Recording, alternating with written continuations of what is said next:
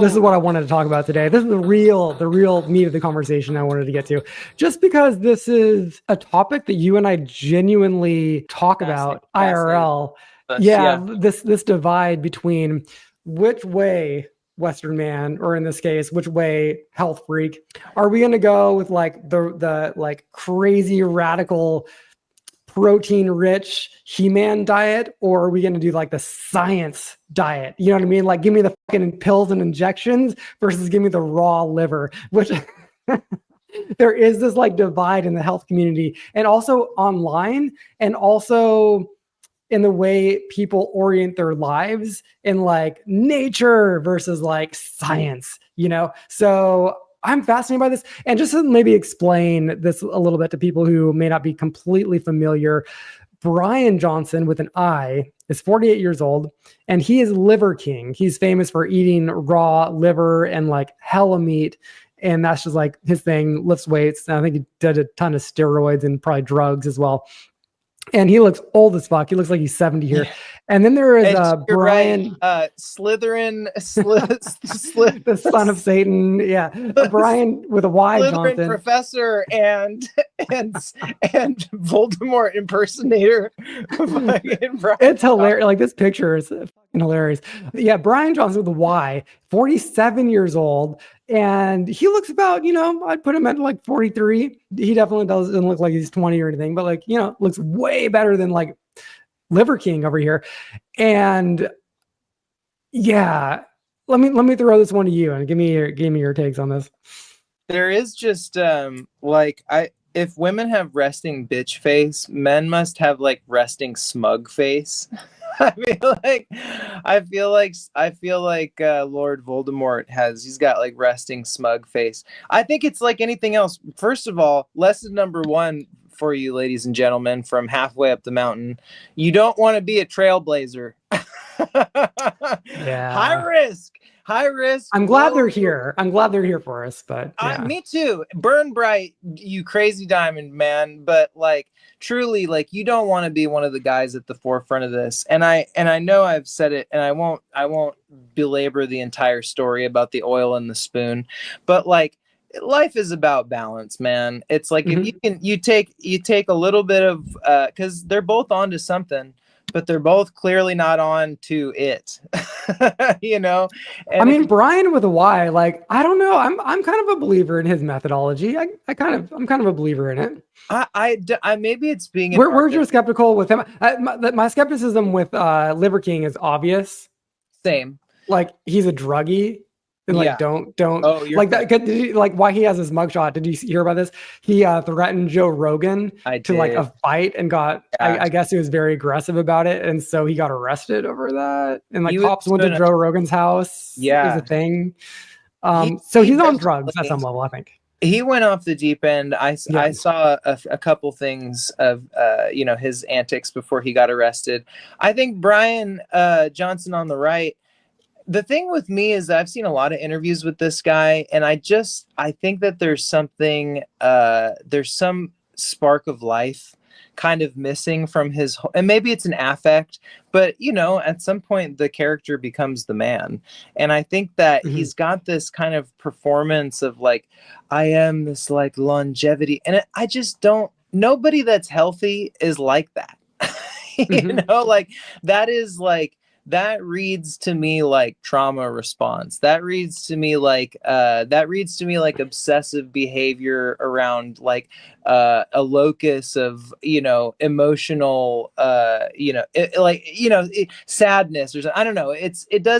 There's both of these guys are totally out of balance with reality, and they both figured a few things out by being trailblazers and being in the front, but at the end of the day, they're probably both going to die young because they're both being weirdos. And like, you got to I thought you were pro weirdo. What's going on?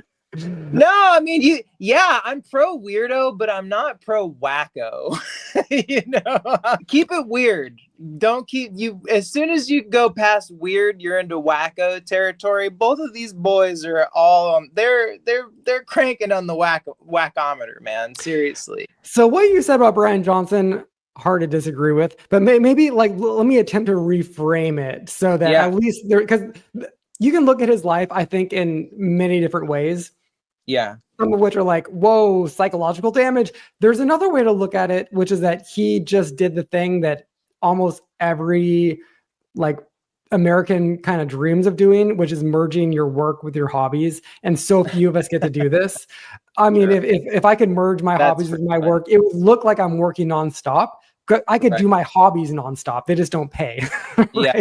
So I could do them nonstop and it would look like I'm obsessively working, even though like I'm literally just having fun. So he might be the guy who just merged his work and play and made it work. And now he gets to make money off of that. Like that's my alternate framing. I see a little bit of that too, like insane obsessive workaholic versus like he's having fun and doing what he loves.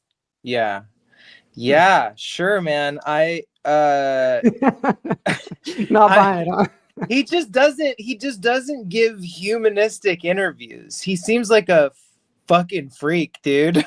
Well, okay, I will say this. Like he definitely does have every affect of a stereotypical CEO founder, like Silicon Valley founder. But like compare him and his affect to Mark Zuckerberg. It's very similar, same alien type of thing, but Mark Zuckerberg is just being a tech titan. Bryan Johnson, same or very similar affect, not even as scary as Zuck, but like you just doing longevity thing. You know what I mean? Like it does get into, and we don't have much time, but it does get into my kind of general cosmology of like life on Earth and things, which is that there is some there is some non-mechanical spark of life, some zest, some kind of shamanic sprinkling, you know what I mean? Really like some Hunter S. Thompson-ish, energy that like does need to in some way inhabit a human form to give someone the power to be like, I don't know, powerful, have longevity, have powerful ideas, and not just kind of sink into the sludge of being like a trailblazer or weirdo or someone that's like an ultra fringe person. Yeah. My hot take, and I've said this before on the pod, sticking with it. I mean, I actually agree about your like trailblazers, like God bless them, but like I wouldn't recommend that for the masses. I'm so on board with that. I think that the greatest life advice is Aristotle's golden mean. Said it like thousands of years ago, still like the most true thing of all time. But why I like Bryan with a Y Johnson, why I genuinely like him, and not that I follow him that closely or whatever, but it's just like the way he kind of like self-effacingly gives this advice with his cringe memes and things that he leans into like the cringe of the meme. It makes me think about it all the time. And so like if I'm ever gonna like eat a treat I don't need, or like have an extra whiskey I just don't need, or whatever, or stay up an hour later than I would, even if I still go ahead and do those things, like he jumps into my mind and he's like, you don't really need to do that. You know what I mean? I see his like fucking face on the meme or whatever. And that's not a bad thing. It's like he is, he's like a Jesus figure where he's like, here's a path of health. And it's never extreme advice. It's never like, Peter, you should take like this bucket of pills. It's like, Peter, don't have a third whiskey. You know what I mean? It's always, and when he jumps into my mind, it's never bad advice. It's always good advice. So I don't know. And I bet that happens for me, probably happens for a lot of people. And he might be single-handedly responsible for, I don't know, a couple 100,000 people being healthy for a couple more years into their old age or whatever. You know what I mean? Oh, I appreciate that. Bless his heart, Peter. And if either Bryan Johnson was my Jiminy Cricket, I would fucking kill myself. Well, I know that you follow the health gurus too. You bring them up on a regular basis, so you have your own. Yeah, I know you do. I know. I did for a while. I got a little in the weeds for me now. I think I learned what I need to know for now. Until my GPT is like taking my serum blood levels for all of my major shit and giving me reports. Like, I got it. I'll get in the sauna as much as I can. You know what I mean? And like when I can afford it, I'll get some NAD and stem cells. But I'm gonna let these guys fuck with their telomeres on their own for now. I don't think that any of this tweaking around the edges is ultimately going to matter if longevity science pays out. it is at some level, at some point, going to be an injection, a pill. It's not going to be a lifestyle change. I mean, for now, lifestyle changes are the best that we have for sure. But like, give us, I don't know, 20 years or whatever. Like, if this research pays off, it's going to be, I don't know, at 10 a.m. you take your resveratrol pill, or you know what I mean? Like, it's going to be, there's going to be a cocktail, and that probably, you know, if we're really going to make progress in longevity, it's not going to be a lifestyle change, obviously, because lifestyle changes have not kept anybody alive past 120. So and we suck at that stuff. Yeah, and we suck at that stuff. And donut shops are on every corner, and it's great. That's right.